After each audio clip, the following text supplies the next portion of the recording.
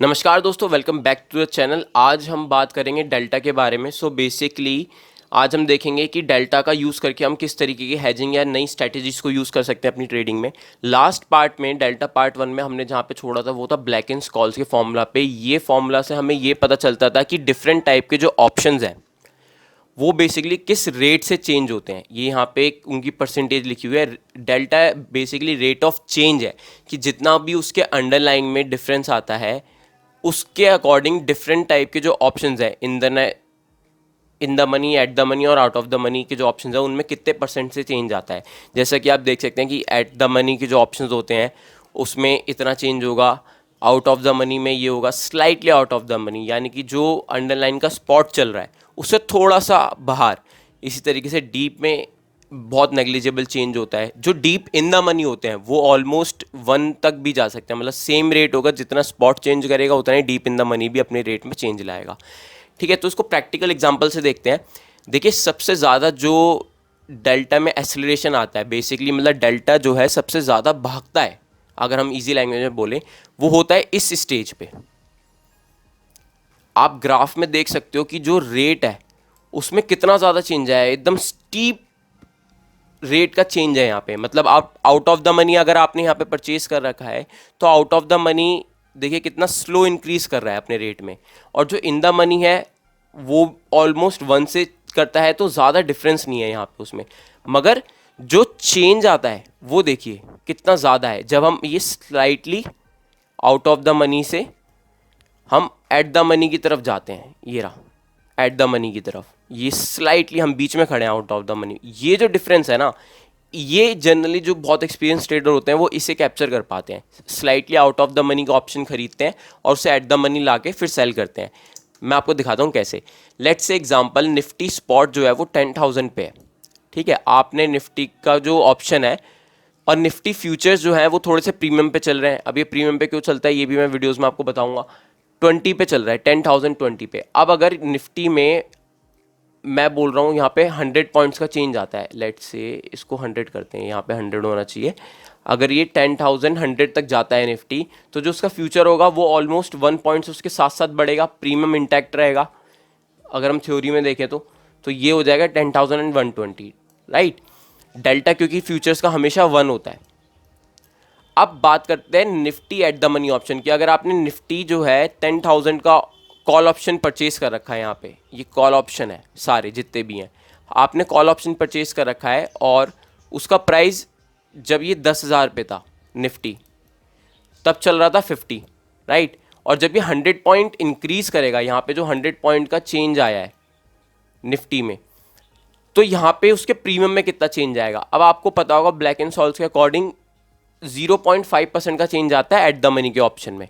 तो हम यहाँ पे देखते हैं कि कितना चेंज आएगा। ये 50 तो ऑलरेडी प्राइस था इसका, इसमें ऐड कर लेते हैं जो इंक्रीज हुआ है अंडरलाइंग में, 100 इंक्रीज हुआ है प्लस जो चेंज आना चाहिए, जो इंक्रीज होना चाहिए 0.5 होना चाहिए, तो टोटल वैल्यू हो जाएगी ऑप्शन की 75 जब निफ्टी 10,100 पे जाएगा, राइट। तो कितने परसेंटेज चेंज आया 50 से लेके 75, मतलब ऑप्शन के प्राइस में 50% का चेंज आया अगर आपके पास एट द मनी ऑप्शन होता।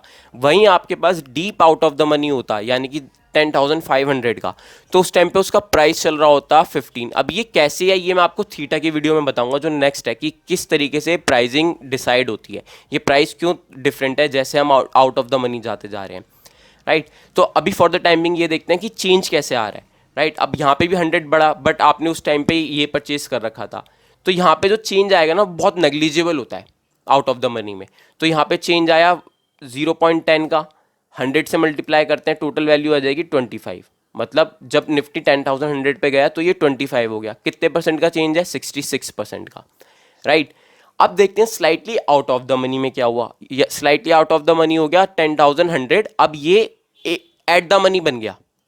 देखिए जब ये 10,100 पे चला गया तो ये एट द मनी ऑप्शन हो गया, राइट। और उससे पहले slightly out of the money था जब ये 10,000 पे था। तो अभी इसका करंट प्राइस मान लीजिए 20 था, अब ये इस रेट से चेंज होगा, आप फॉर्मूला में जाके देख सकते हैं। और जब हम इसको इस रेट से चेंज करते हैं और इसकी करंट वैल्यू में ऐड करते हैं तो ये आ जाता है 65, और ये परसेंटेज आती है 225। आप परसेंटेज चेंज देखिए। तो जो हम एसेलरेशन की बात कर रहे हैं ना, ये पार्ट की, इस पार्ट की, ये जो एसेलरेशन हुआ है यहाँ पे, इस एसेलरेशन को ये बोलते हैं। देखिए कितनी बड़ी परसेंटेज है, ये हाईएस्ट एसेलरेशन। अब कुछ एग्जांपल्स लेते हैं। जैसे एग्जांपल में है निफ्टी, फिर से हम 10,000 के स्पॉट पे ले रहे हैं और आपकी 3 डिफरेंट पोजीशन लेते हैं यहाँ पे। एक तो इन द मनी लेंगे, राइट, 9,900 की, और उसका हम एक लॉट बाय करते हैं और उसका डेल्टा तकरीबन ऑलमोस्ट 1 के आसपास होता है, बट हमने 0.7 लिया है क्योंकि ये डीप इन द मनी नहीं है। तो आपका जो डेल्टा होगा वो इतना होगा।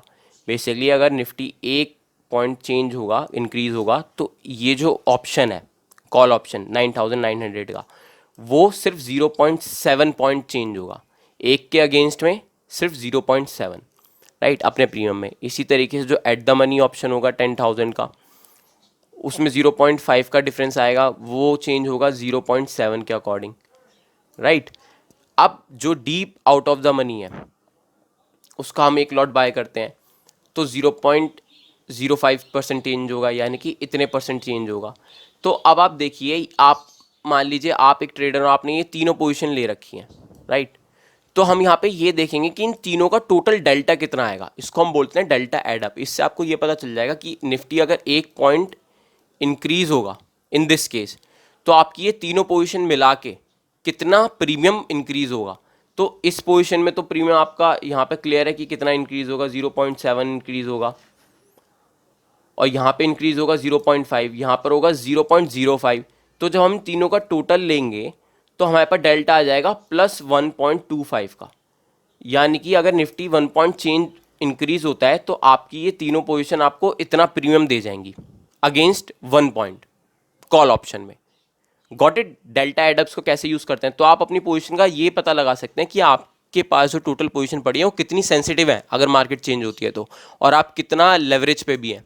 अब सेकंड एग्जांपल में मैं आपको दिखाता हूँ कि आपने यहाँ पे क्या किया। आपने देखा कि इसकी जो सेंसिटिविटी है वो थोड़ी ज़्यादा हो गई है अगेंस्ट 1, यानी कि 1 पॉइंट से अगर निफ्टी चल रहा है तो ये 1.25 से चल रहा था, तो आपने देखा है सेंसिटिविटी तो उसकी ज़्यादा है, इसका बीटा थोड़ा सा ज़्यादा है, तो इसका डेल्टा कम करते हैं। आपने क्या करा, एक पुट ऑप्शन इसमें ऐड कर दिया। देखिए बाकी सारी पोजीशन सेम है जो पहले एग्जांपल में थी।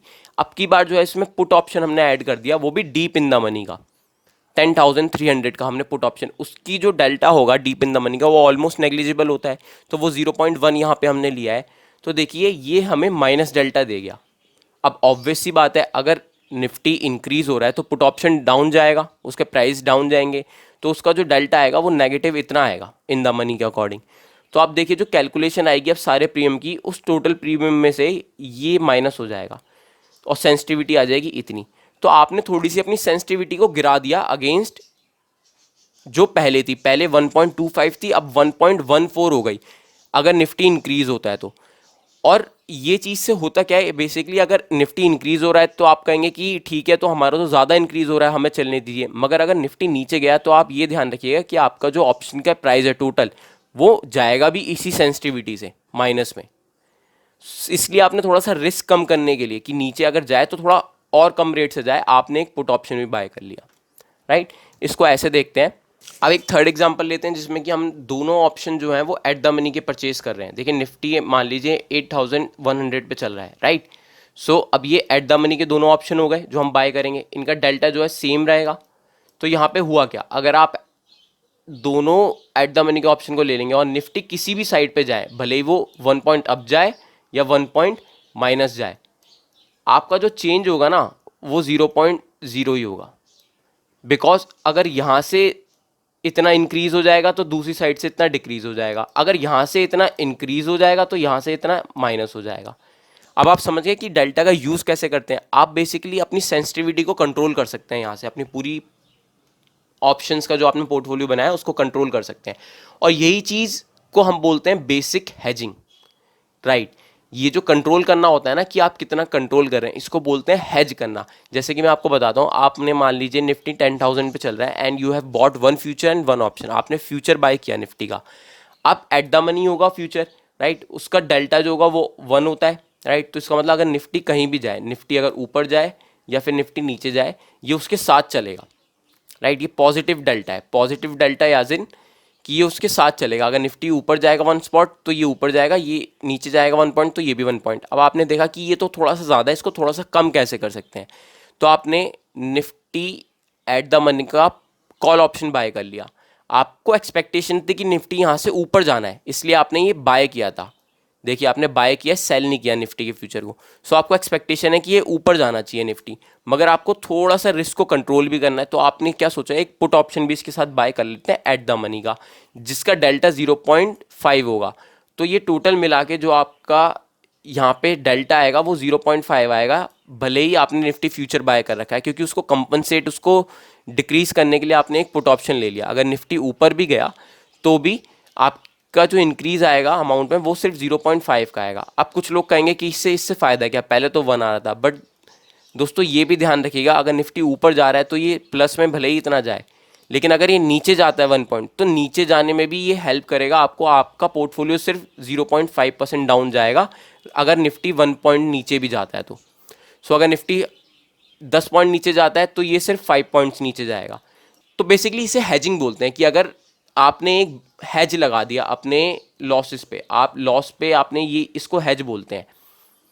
ये हैज लगा दिया आपने कि भले ही निफ्टी 10 पॉइंट्स नीचे जाए तो मेरा पोर्टफोलियो 10 पॉइंट नीचे नहीं जाना चाहिए, मेरा सिर्फ 5 पॉइंट्स नीचे जाएगा।